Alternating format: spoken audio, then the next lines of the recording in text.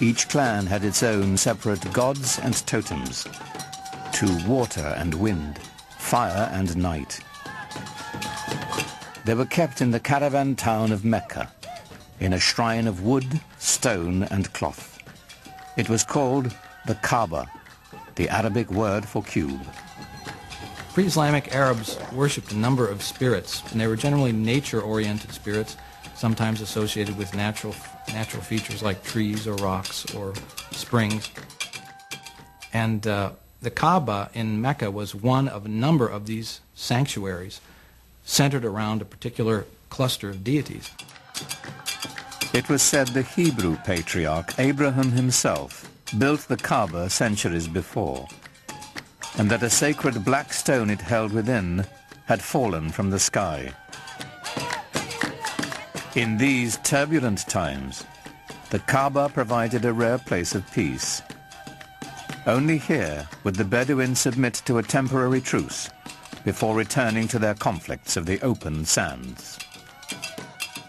There was this one place in the middle, around the Kaaba, which was, from even pre-Islamic times, was a place of a sacred enclosure where all people had to put down their arms.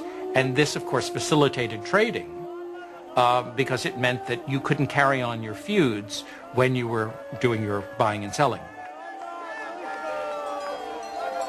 The spiritual and economic importance of the Kaaba in Mecca are pretty hard to separate in as far as the pre-Islamic Arabs are concerned. The Kaaba made Mecca a vibrant center for trade. Here were found Arabian incense, exotic perfumes and Indian spices, Chinese silks and Egyptian linens. But perhaps the greatest treasure to be found at Mecca was the rich mixture of cultures. There were people who came through town who had all kinds of interesting experiences to relate to faraway places. The local religion was mixed. There were Christians, there were Jews, and there were also the Arabs of the desert who followed an animist type of religion. Muhammad's world was a center of trade, connecting the Mediterranean Sea to the Indian Ocean, linking the aging empires of Byzantium and Persia to the great bazaars of India and China.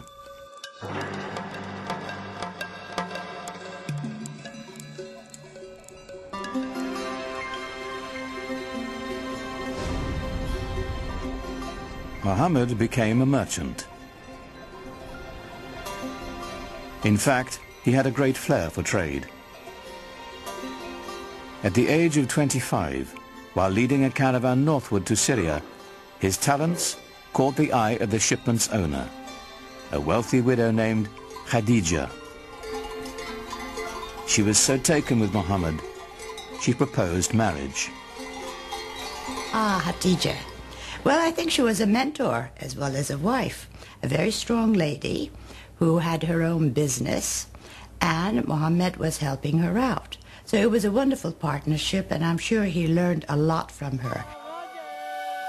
He had a tremendous amount of contact with merchants coming from different parts of the world, passing through the Arabian Peninsula. I think he was a very intelligent man, very open-minded, and he was able to communicate with a great variety of people. So he must have had great charisma as well. Muhammad had a way with people and with resolving their disputes. Once, when the Kaaba fell into disrepair, the clan chieftains quarreled over who would have the honor of putting the sacred black stone back where it belonged. Before violence could erupt, Muhammad proposed an equitable solution.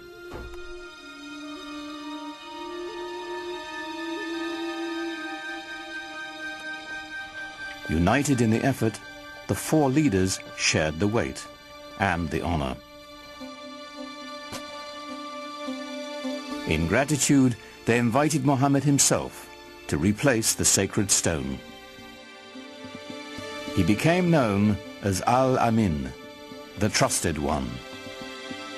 There are all kinds of indications that he was tremendously interested in religious questions. This is obviously not something that an ordinary person probably was interested in those days. He talked to sages, Arab sages. He talked to Jewish and Christian sages who lived in the area.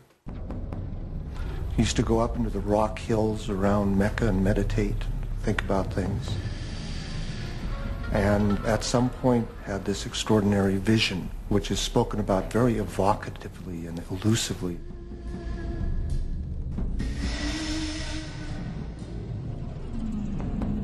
In a cave above Mecca, Muhammad had an experience that would be the defining moment of his life.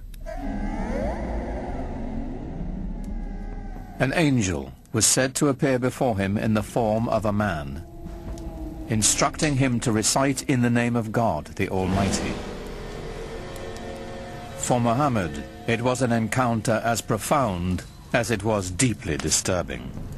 You get a sense of what it would be like to be a normal person in society, perhaps unusual in the sense of your intensity for things like social justice and finding out what the meaning of life is, but not being endowed with anything that would seem miraculous by your friends. And all of a sudden having this voice come to you and then come out of you as you speak it and recite it to other people. And that is the beginning of the prophetic career of Muhammad.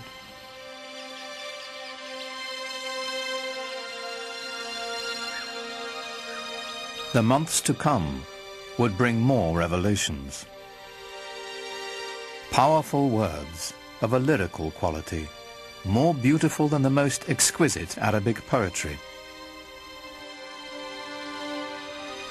Above all, Muhammad was to bear one message to his people, a simple yet radical proclamation, that there is only one God. The central tenet of Islam is the oneness, the indivisible unity of God. Not something that is simply that one pays lip service to, but something that is absolutely the most important concept. Divine unity is more than saying there's only one God and there aren't other deities. It's only thinking about one thing. So to be thinking about possessions, to be thinking about status, to be thinking about power are all intellectual idols.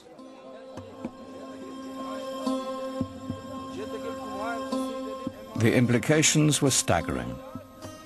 One God meant one people. No more tribal divisions. To the poor and unprotected, the prospect was revolutionary. Seems to me that one of the most important things in his early teaching that isn't often talked about is the strong social justice message that he delivered. In Mecca of the time, there was an increasing separation between the haves and the have-nots. He insisted that this was not to be and that we should share the wealth, and it was this social justice message that I think that really got him a hearing among many of the folks. So coming with Islam, it was a new order, a new way of life. And it was a beautiful way of life because everybody was equal, black, white, men, women, children. So it had that type of universal appeal, which I think was the reason why Islam spread so rapidly. Many were moved by Muhammad's message as he began to speak out in the community. It had the suppleness and symbolic depth of the great pre-Islamic poems that had been created by this people and that had given this people in Arabia such an extraordinary ear for verbal expression.